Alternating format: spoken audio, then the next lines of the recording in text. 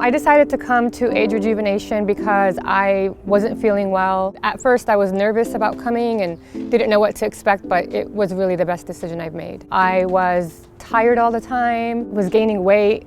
I was doing everything I can to lose the weight and eat good and eat healthy, but I knew something was off. I've been coming here for my hormones, gut health, and my thyroid, and I'm also on peptides. That helps me sleep through the night, gives me more energy, and it helps me with my fat loss as well. I do take the peptides 5 nights a week by myself. I was really nervous because I'm not good with needles, but they walk you through everything, show you how to inject yourself, and now it's just like a normal thing on a nightly basis. It's easy. They also do have peptides that you don't have to take injection-wise. My daughter takes peptides also 5 days a week. She does them under her tongue. Now I have more energy. I eat better.